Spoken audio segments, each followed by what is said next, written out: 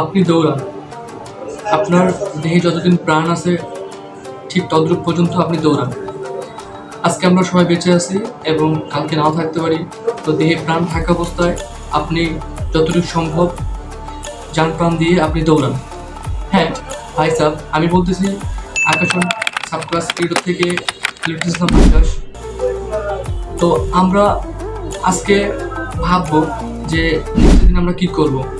তো নেক্সট দিন আমরা কী করব তার পরিকল্পনা যদি আপনি আগেই পেয়ে যান বা আগেই যদি আপনি পুরো খাতায় লিখে রাখেন যে কালকে আমি কী করবো, তো সেটা পর্যন্ত সবচেয়ে বেটার হয়। তো আমি বলতে যাবো যে ভাবেন, আমি আজকে 10ম শ্রেণীর ছাত্র, আমি আজকে ইন্টারমিডিয়েটের ছাত্র, আমি আজকে অনার্স ডিগ্রি ভার্সিটি স্টুডেন্ট। তো ঠিক আমার কালকে পরীক্ষা আছে।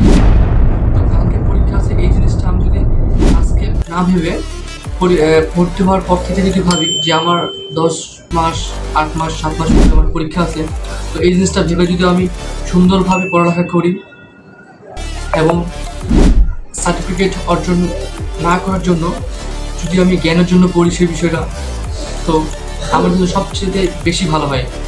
হ্যাঁ বন্ধুরা, আপনারা যারা লেখাপড়া করতেছেন তারা যেন শুধু সার্টিফিকেট অর্জনের জন্য পড়াশোনা না করেন। আপনারা চেষ্টা করবেন যেই পাঠ্য বই থাকবে সেই পাঠ্য বই থেকে আপনি যে অর্থটি পড়বেন তা থেকে শিক্ষা অর্জন করার জন্য। এবং তার চাইতেও বেশি জরুরি যে আপনি পাঠ্য বই পড়তে পড়তে যেন নিজেকে সময় না দিয়ে বঞ্চিত রাখেন।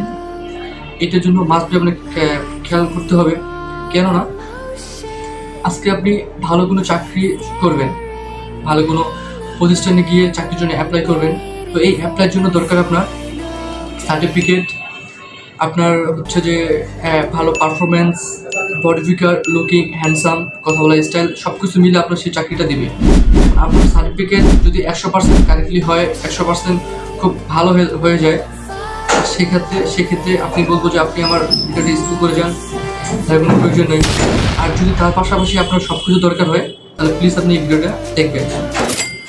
এখন আসি আমি, ভালো সার্টিফিকেট আপনার কাছে আছে, এখন তারপরে দরকার, তারপরে কোম্পানির লোকজন আপনাদেরকে দেখবে যে আপনি আসলে যেই পদটা আপনাকে দেওয়া হবে সেই পদের জন্য আপনার বডি ফিটনেস ঠিক আছে কিনা, তারপরে আপনার সুন্দর হ্যান্ডসাম ঠিক আছে কিনা, তারপরে আপনার কথা বলার স্কিল ভালো আছে কিনা। আপনি ধরেন আপনার একটা কাজের জন্য আপনি 2টা লোক নিয়ে আসবেন। এখন সেই 2টা লোক আপনি যে কাজটা দেবেন সেই কাজটা করার জন্য 10 জনকে সেই কাজের পরিকল্পনা বলতে পারতেছে কিনা।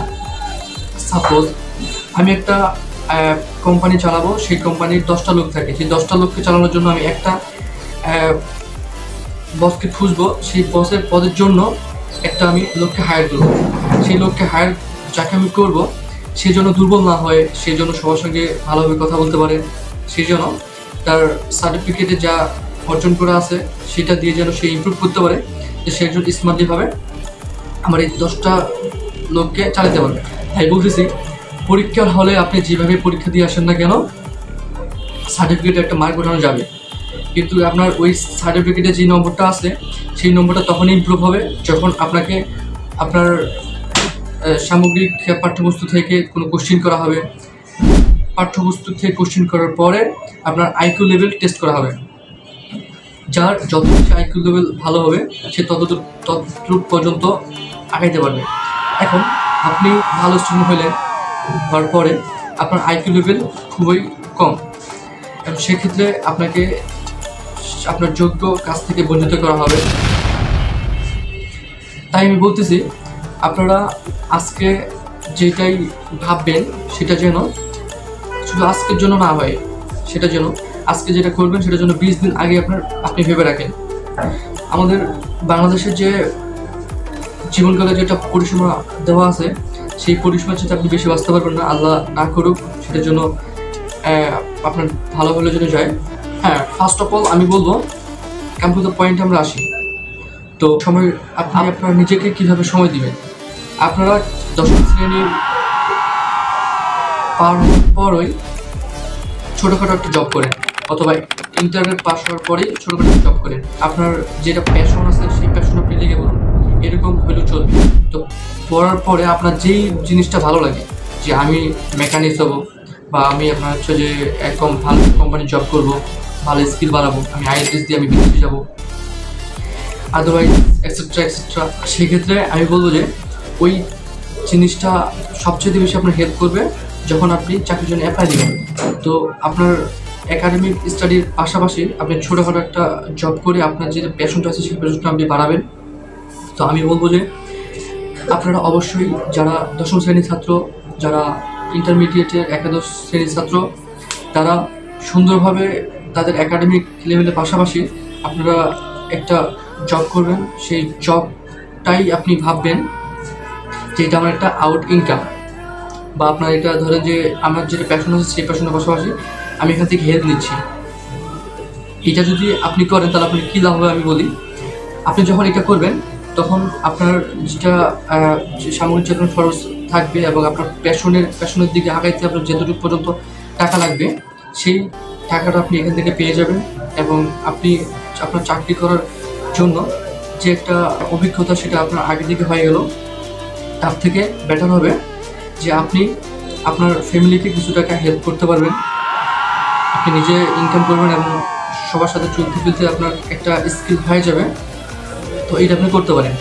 এখন কারো যদি প্যাশন থাকে যে আমি এটা পড়ার পাশাপাশি পড়ালেখার পাশাপাশি একটা জব করবো এবং জব করার পাশাপাশি আমার যেটা প্যাশন সেগুলো আমি আগে নিয়ে যাবো, তার জন্য সবচেয়ে বেস্ট হবে এই ভিডিওটি।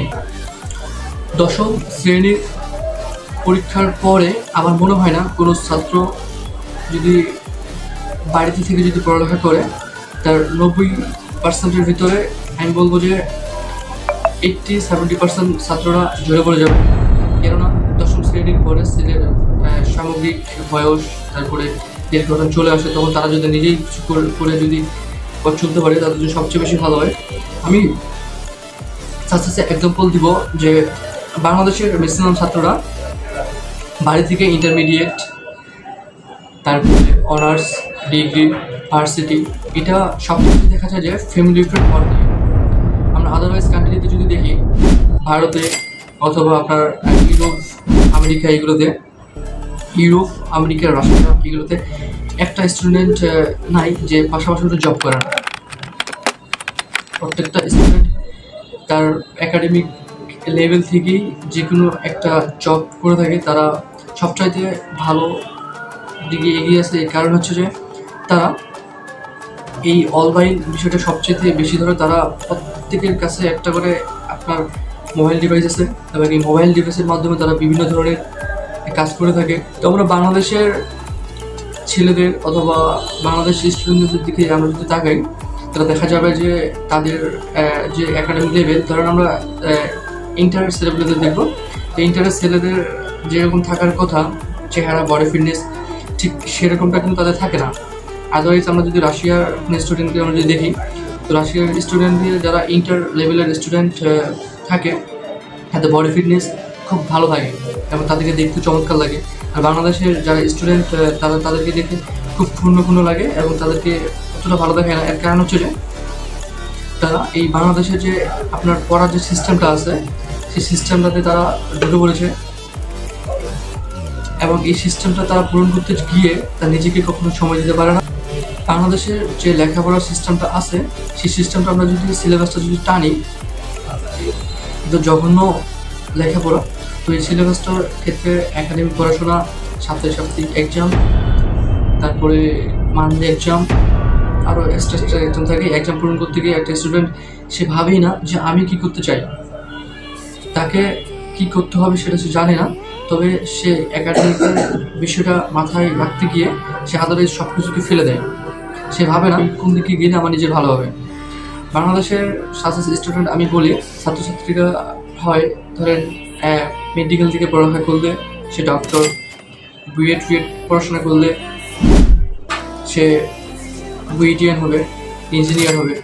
আদারওয়াইজ যারা মানবিকে পড়ে তারা ভালো একটা চাকরি করবে বলতে তারা শিক্ষক হবে। এতটুকু পর্যন্তই। যখন আপনাকে আপনি দেখেন সাম্প্রতিককালে যারা মেডিকেল থেকে পড়াশোনা করে ডক্টর হয় তাদের যে একটা বিষয় আছে, দেখেন বাংলাদেশে এত রোগের সমস্যা হয়, সেটার সলভ কিন্তু বাংলাদেশের কোনো ডক্টর করতে পারে না। বাইরে কান্ট্রি থেকে করা লাগে। তারপরে আপনার রাশিয়া, বিভিন্ন দেশে ভালো মেডিকেলে যায় সেটা রোগের চিকিৎসা করতে হয়। তারপরে দেখি আমরা বুয়েট হিসেবে যদি ধরি, যারা রুয়েটে পড়ালেখা করে তাদের হিসাবের জন্য টানি, দেখা যায় যে বাংলাদেশে বিভিন্ন সেতু নির্মিত হয়, পদ্মা সেতু, যমুনা সেতু, তারপরে বঙ্গবন্ধু টানেল। আমরা কি ভাবলাম, আমরা কি হতে চাইলাম সেটা আমাদের মনে থাকলো না। আমি হতে চাইলাম ডক্টর, আমি হতে চাইলাম ইঞ্জিনিয়ার। তো এই সব বিবেচনা করে আমি দেশের এগুলো ঠিক করব। আমি ইঞ্জিনিয়ার হওয়ার পরেও যদি এই বাংলাদেশের পদ্মা সেতু, মেঘনা সেতু, যমুনা সেতু এগুলো নির্মাণ করতে না পারি, তাহলে আমি কিসের ইঞ্জিনিয়ার? আর বাংলাদেশের বিভিন্ন রোগের যদি সমস্যা আমি না করতে পারি, তো আমি কিসের ডক্টর? তাই আজকে আমি বলবো, আপনারা যে কাজটি করুন, পড়ালেখা করুন, তারপর আমাদের জব, আপনি আপনার মাইন্ডকে প্রশ্ন করুন যে আপনি কী হতে চাচ্ছেন। আপনি যদি একজন সাচ্চা ভালো ইঞ্জিনিয়ার হতে চান, তো আপনি ওই কাজটাই করুন। ইঞ্জিনিয়ার হতে যা যা লাগে সব কিছু আপনি ফিল আপ করেন, যেন অন্য ইঞ্জিনিয়ারের প্রতি আপনার ভরসা করতে না লাগে। আপনি যদি ডক্টর হতে চান, তো আপনি ভাবেন যে ডক্টর হইতে গেলে কী কী দরকার এবং কী কী করলে ডক্টর, বাংলাদেশের যারা ডক্টর আছে তাদের মাইন্ড চেঞ্জ করে দেওয়া যায়। আপনি যদি মানবিকে পড়েন, তো মানবিক থেকে এমন ভালোভাবে পড়ালেখা করুন যেন আপনি খুব ভালো একজন শিক্ষক বানান এবং ভালোভাবে আপনি কাজ করেন। আমি কিছুদিন আগে শুনলাম, বিষয়টা হচ্ছে যে একজন ডক্টর, সে ডক্টর এমবিবিএস পাস করার পরে ব্যাংকে জব করে। তো এই সে যে ডক্টর হতে চেয়েছিল, তার স্বপ্নটা কেমনে পূরণ হইল? আমি বলবো, আপনি যেখানে পড়ালেখা করুন, ডক্টর হন, ইঞ্জিনিয়ার হন, শিক্ষক হন, তার সবথেকে বেশি আপনার দরকার যে নিজেকে আপনি সময় দেবেন, নিজের দিকে আপনি খেয়াল রাখবেন। নিজে কী হতে চাচ্ছি আমি, আমার মাইন্ড কী চাচ্ছে, আপনার আসলে কোন দিক দিয়ে সবচেয়ে বেশি ঝুঁকা যায়, আপনার ফ্যামিলি, তারপরে বন্ধুবান্ধব, আদারওয়াইজ এদের প্রতি ভরসা না করে আপনি কীভাবে চলতে পারবেন এবং কীভাবে আপনার স্কিলটাকে আরও গ্রো আপ করা যায়। আপনি কীভাবে ভাববেন যে আমি এই কাজটা করলে আরও বেশি দূর আগাইতে পারতাম। আপনি কী করলে বুঝবেন যে আমার এই জিনিসটাকে খুব ভালো একটা টিপ করে। তার জন্য দরকার আপনার মেডিটেশন। আপনি মেডিটেশন করুন এবং মেডিটেশন করে আপনি ভাবেন যে আপনার কোন জিনিসটায় বেশি ফোকাস দিলে আপনার লাইফ উন্নত হবে এবং আপনি ভাবেন যে মানুষের ক্ষতি না করে মানুষের পাশে থেকে কীভাবে আমরা সবার সাথে ভালোভাবে থাকতে পারি এবং ভালোভাবে থেকে আমরা নিজের মতো হই। আপনি আজকে থেকে আপনার মন কী চায়, আপনার মন কী করতে চাচ্ছে সেটার দিকে নজর দিন।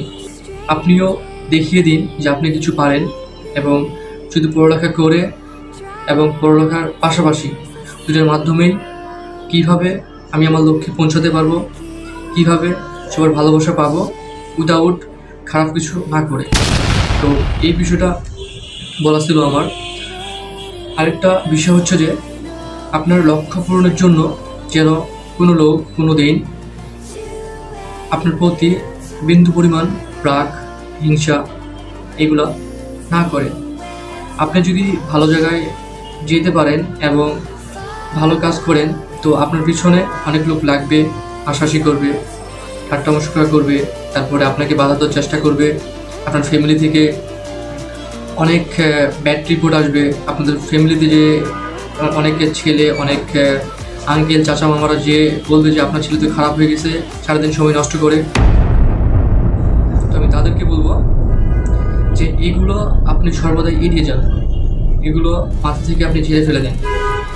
আপনি আজকে যা করতেছেন সেটা ফল যখন আপনি পাবেন, তখন যারা এই কাজগুলো করতেছে তারা নিজেই অনুতপ্ত হবে, অনুশোচনা হবে এবং নিজেকেই দোষী বলে বিধ্বস্ত করবে। তাই আমি বলতেছি, আপনি ভাবেন আপনি কি করবেন, কি করতে চাচ্ছেন এবং কোথায় গেলে কিভাবে করলে এবং কীভাবে থাকলে আপনার লক্ষ্যে আপনি পৌঁছাতে পারবেন।